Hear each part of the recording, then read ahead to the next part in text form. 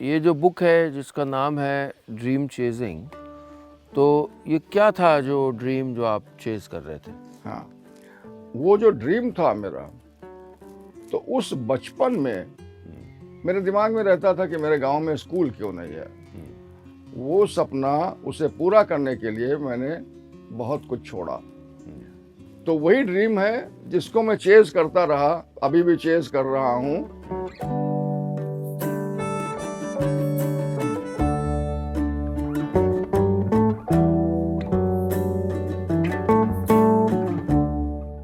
आपके बहुत सारे फ़ैन हैं और वो कई बार कहते रहते हैं कि आपकी अपनी जो स्टोरी है ना, वो सुनाई जाए, बताई जाए। ये तो बहुत ही खुशी की बात है। हाँ, तो मैंने सोचा कि आज आपकी ये किताब जो है देख लो भाई, सारे कैमरा वाले देख लो। हैं?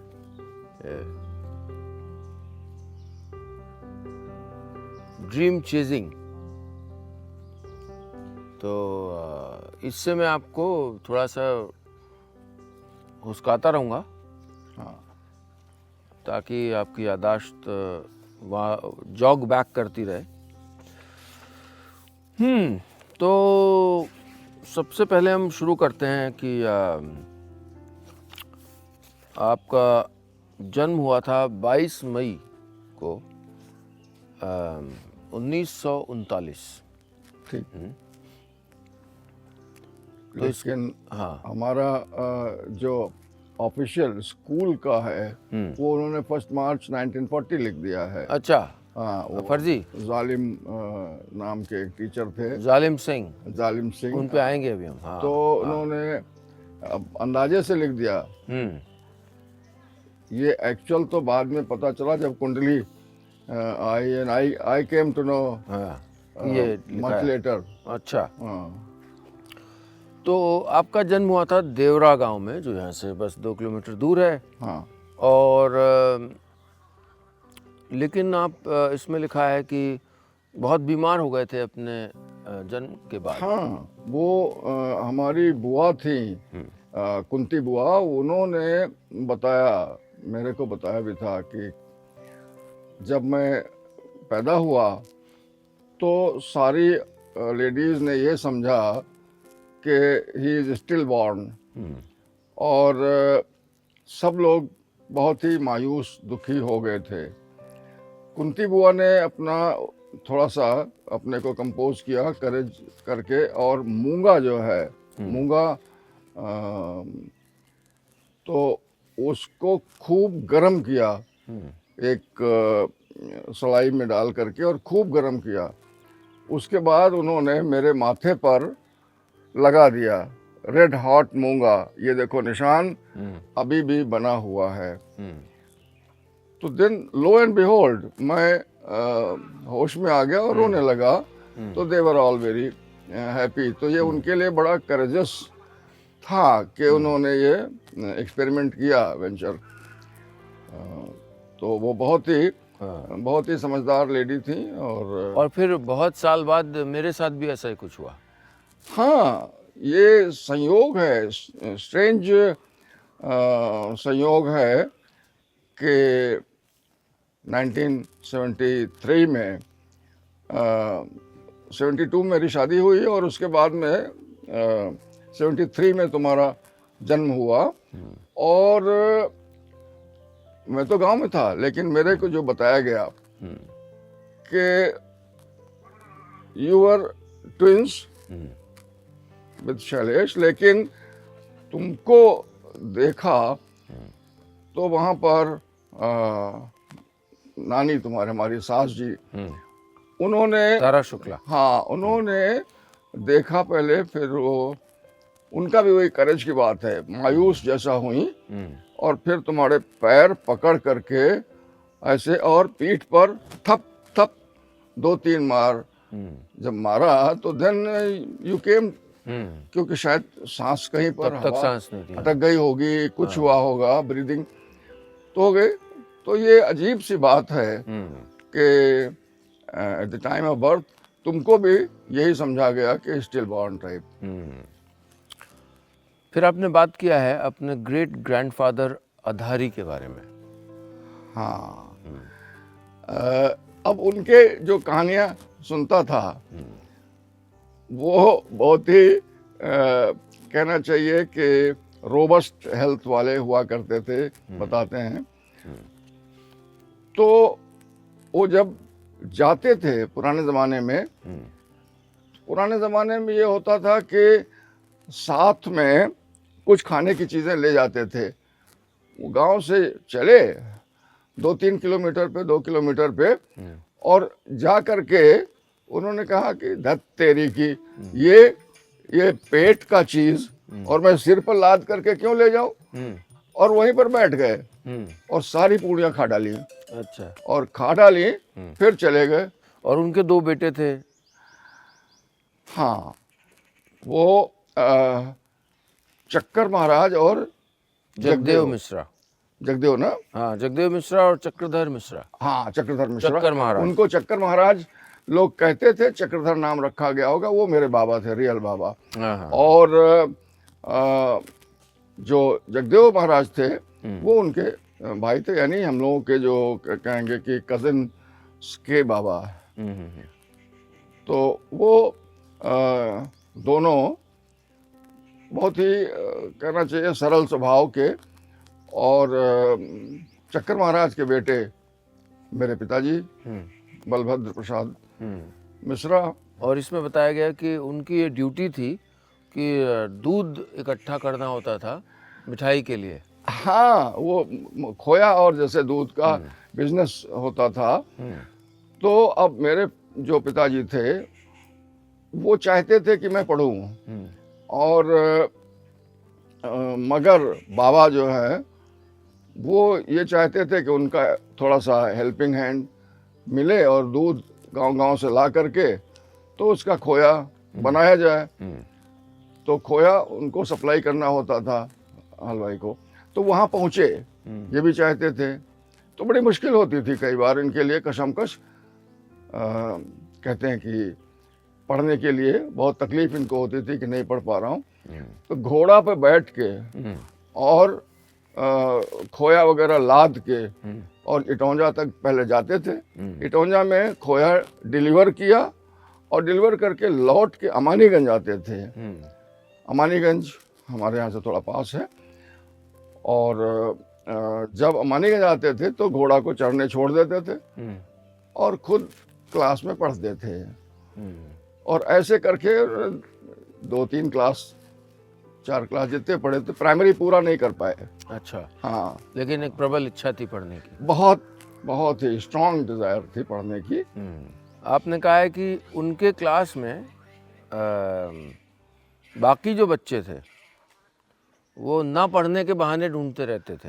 हाँ, एक बंशी थे बंशी तो बहुत ही उनके मजेदार किस्से थे, और लोग आखिर तक जो है चढ़ाते रहते थे। उनसे शायद 1 साल जूनियर थे बंशी। तो बंशी का बिल्कुल मन नहीं लगता था, कुछ समझ में भी नहीं आता था। और एक मौलवी साहब उनको पढ़ाते थे, तो वो जानते थे मौलवी साहब की कमजोरी। अच्छा। कि मौलवी साहब को मछलियाँ बहुत पसंद हैं। तो खड़े होते थे, मौल साहब मछली पकड़ लाई। अच्छा। तो अरे रे पढ़ो पढ़ो, पकड़ लाई। तो फिर वो जाके अच्छा जाओ, तो मछलियाँ पकड़ करके ले आते थे, मौलवी साहब को दे देते थे और उनका क्लास हो गया, समझ लो। और आपने कहा है कि I remember nothing of my mother. हाँ, हर नेम, फेस, वॉइस, कुछ नहीं याद है। हाँ, मुझे याद एब्सोल्युटली याद नहीं है। जब वो उनकी डेथ हो गई, डेथ होने के बाद मैं यहाँ था, फिर हमारे नाना जो है वो अपने गांव ले गए। और गांव ले करके वो चाहते थे कि, नानी मुझे बहुत प्यार करती थी, तो वो ले गए। उन्होंने सोचा कि यहीं रेस करें इनको, यहीं पर बड़ा करेंगे। वहीं रहता था। लेकिन यहाँ पर मेरे बाबा, पिताजी और ये सब लोग चाहते थे कि ये तो गलत हो गया और उसको लाना चाहिए यहाँ पर। तो फिर इन्होंने एक ग्रुप बनाया और ग्रुप बना करके कई लोग, षड्यंत्र रचा। हाँ, एक एक प्लान बनाया जब आप मजेदार स्टोरी सुनिएगा। और वो वहाँ गए और थोड़ी दूर पर रुके रहे सब लोग। एक जना कोई गया, अच्छा। तो वहाँ नाना से मिला और बेसिकली आपको किडनैप करने गए थे। हाँ, वर्चुअली वही। तो बोले कि भैया को थोड़ा जाके और भाई से मिला के आ जाए। तो उन्होंने नानुकुर तो किया नाना ने, फिर बाद में जाने दिया। फिर क्या हुआ कि मुझे उन्होंने फुसलाया, कुछ मिठाई उठाई लाए थे वो दिया और फिर पूछी बातें कि कैसे रहते हो और नानी क्या करती है वगैरह। और करते करते और थोड़ी दूर जब निकल गए तो मुझे गोद में उठा लिया और भागते हुए अपने ग्रुप के पास गए। और वो ग्रुप जो था वो अटरिया के पास में आके और फिर घर आ गया। तो उन्होंने कोई शोर नहीं किया। तो जब जान गए बाद में कि इन्होंने ट्रिक खेली है और बच्चे को ले गए हैं। तो इसमें इन्होंने, आपने डिस्क्रिप्शन दिया है कि 6-7 लोग, हाँ, और पूरी सब्जी लेके हाँ, मिसिरपुर के अपने ख़तरनाक मिशन पे गए हाँ, और 16 किलोमीटर जाना था, उसी दिन आना था वापस। हाँ, और अटरिया में वो मिठाई खरीदी। हाँ, वो बाबू हलवाई करके हुआ करते थे। हाँ। तो उनके यहाँ लड्डू उनके बहुत मशहूर थे। हाँ। अच्छी मिठाई बनाते थे। और उसके बाद गांव तक के गए और नानी के यहाँ खटखटाए और मिठाई दी और फिर वही गोद में लेके भाग लिए। और आप फिर उसी दिन, आप 6 साल के थे तब, और ये बात है 1945 की, 1945। हाँ, ये ठीक ही होगा। हाँ, ये आपको याद होगा कि मेरी हिंदुस्तान टाइम्स में जो कॉलीग थी ज़ारा मुराओ, हाँ, तो ज़ारा ने इसको बिल्कुल एडिट किया था। हाँ, और बड़ा मेटिकुलसली हाँ, एडिट किया। और उसके कुछ वक्त बाद इसमें लिखा है कि आपके पिता ने बुज़ुर्गों की सलाह पे दोबारा शादी करने का फैसला किया। हाँ, वो अतरौली से। I was not treated badly by my stepmother, but there always seemed to be a wall between us. हाँ, ये तो था। यानी जो मदर एंड सन का जो अफेक्शनेट बॉन्ड होता है वो स्टेब्लिश नहीं हो पाया। लेकिन उन्होंने कभी भी मेल ट्रीटमेंट नहीं किया, to be fair with her. और I grew as an individual.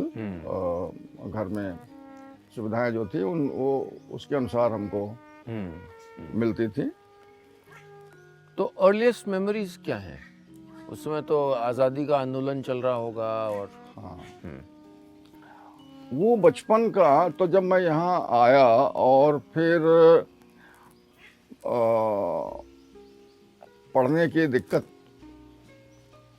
थी।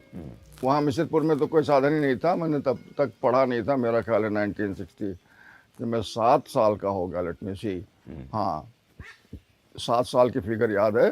तो 7 का हो गया तब तो मैं स्कूल गया। अच्छा। लेकिन 5 या 6 का जब था तो मेरे बाबा ने मुझको, ठाकुर छत्रपाल सिंह एक थे, उनके पास भेजा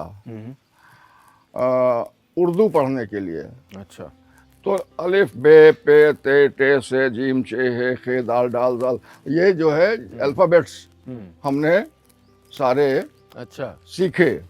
लिखना भी आ गया। अच्छा। लेकिन समहाउ उसके हिज्जे जो हैं वो लगाने में गड़बड़ हो जाती थी। तो मुझे बहुत बुरा लगता था कि, और एक दिन छत्रपाल सिंह ने एक तमाचा मार दिया। अरे दादा। अच्छा। जब मार दिया, कोई गलती हो गई होगी। हाँ। तो फिर मैंने बाबा से कहा, बाबा अब हम उर्दू न पढ़ा, अच्छा, हम नहीं जाएंगे। बाबा बोले काहे नहीं? नहीं, वो हमको समझ में नहीं आती है और ये है वो, ये नहीं बताया कि उन्होंने मार दिया। और अब हम नहीं जाएंगे। तो जालिम सिंह अमानीगंज के रहने वाले थे और वो यहीं से निकलते थे। यहाँ घना जंगल था, जहाँ हम बैठे ये सब जंगल था। और यहाँ से देवरा तक पूरा घना जंगल था। तो उस जंगल से होते हुए वो जाते थे। बाबा ने उनसे कहा कि इस बच्चे को भी लिए जाया करो। उन्होंने कहा हाँ ठीक है। तो वो ले गए। कुनौरा में प्री प्राइमरी था, अच्छा। तो उनके साथ में जाता था कुनौरा और लौट के आ जाता था और सीखता था। तो अच्छा लगने लगा। जालिम सिंह अच्छा पढ़ाते थे और अच्छा लगने भी लगा पढ़ने में, क्योंकि समझ में आने लगा। तब उस जमाने में लकड़ी की तख्ती होती थी। हाँ, तख्ती बुदिका। तख्ती और बुदिका। बुदिका माने पॉट, स्मॉल पॉट, जो जिसको इंक पॉट कहेंगे। हाँ। इंक पॉट नहीं बल्कि वो चौक पॉट था। हाँ। तो उसमें खड़िया घोल करके डालते थे, जी। उससे लिखते थे। 1946 में लिखा है इसमें हाँ कि ये वो आपका पाती पूजा। हाँ, पाटी पूजा। पाटी पूजा। शुरुआत करने, पढ़ाई की शुरुआत करने के पहले पाटी पूजा होती थी। अच्छा। और एक तरह से गॉडेस सरस्वती की वंदना वगैरह और ये सब हो, तो प्रसाद वसाद बांटते थे। तो इनिशिएशन टू एजुकेशन ऐसे करके उसको समझ लो। और फिर आपके पहले जो टीचर थे वो आपके ग्रैंडफादर थे, जो खुद पढ़े नहीं थे। हाँ, ये इंटरेस्टिंग बात है। वो अनपढ़ थे, लेकिन वो तरीका सोचते थे कैसे पढ़ाऊं इसको। और वो खुद खेतों में काम करते थे। तो खेतों में काम करने के लिए जब वो जाते थे सवेरे अर्ली मॉर्निंग, तो मुझे साथ में ले लेते थे। तख्ती बुदका साथ में लेते, चलो। अच्छा। मैं साथ में ले करके उनके साथ साथ पीछे पीछे जाता था जिस दिन छुट्टी होती थी या ऐसा कुछ होता था। वो अपना बैलों के पीछे पाटा चलाते थे और खेत में काम करते रहते थे। फिर उसके बाद थोड़ी देर के बाद आते थे आराम करने के लिए। बोले हाँ तुम्हारा तख्ती बुदका तैयार है? हाँ तैयार है। अच्छा, तो एक काम करो, अपने गांव के जितने लोगों के नाम तुम लिख पाओ सब इसी तख्ती में लिखो। अच्छा। और फिर वो चले जाते थे काम करने। अब मैं लगा हुआ एक एक करके गांव के सारे लोगों के नाम लिख रहा हूं। तो फिर लौट के आते थे जब फिर दूसरा विश्राम करने। हाँ लिख लिया? हाँ लिख लिया। अच्छा तो सुनाओ शुरू से। अब मैं सुनाना शुरू करता था, मात्रा गलत हो गई तो मैंने कहा गजाधर। गजाधर नहीं, गजोधर। उनको कुछ पता नहीं है क्या है, लेकिन जब हमने प्रोनाउंस किया तो उन्होंने पकड़ लिया कि इसने ये गलती करी है। उनको ये नहीं पता मात्रा सही। हाँ, मात्रा कोई मतलब नहीं, फोनेटिक उससे जो है वो पकड़ लेते थे। तो देखो ये गलती किया तुमने, इसको ठीक करो। क्या बढ़िया तरीका है। हाँ, I was initiated in education by illiterate grandfather. अद्भुत है। तो जालिम सिंह के बारे में बताइए। हाँ, जालिम सिंह बहुत ही इम्प्रेसिव पर्सनालिटी थी उनकी। और एक बेत छड़ी ले करके चलते थे। ऐसा लगता था कि he was an aristocratic figure. और बाद में तो अमानीगंज जब मैं गया तो उनके घर के पास में ही स्कूल था हमारा। लेकिन एक बार जो मेरा वहाँ से दौड़ता हुआ आ रहा था और रास्ते में मैं गिर पड़ा तो मेरा बुदका फूट गया। अब बुदका के 2 टुकड़े हो गए। अब बड़ी दोनों जोड़ करके तख्ती ले करके फिर गया भागता भूगता। और वो डिक्टेशन दे रहे थे, इमला बोल रहे थे। अब मैं लिख रहा था, खुट कर रहा था, उसमें पानी था ही नहीं, स्याही नहीं थी। तो अब मैं थोड़ा नर्वस जैसा हो रहा था। उन्होंने बगल के बच्चे से कहा बुदका शेयर करो। तो जब शेयर करने के लिए कहा तो मैंने इमला फटाफट सब लिख लिया। मुझे अच्छा लगा कि इंस्टेड ऑफ कि कैसे फोड़ डाला और क्या फोड़ डाला और बड़े केयरलेस हो, ध्यान है, तो ये करने बजाय हमारी ऐसे हेल्प कर दी कि मैंने अपना काम कर लिया। तो ही वॉज काइंड हार्टेड। और आपको गांधी बाबा भी कहते थे?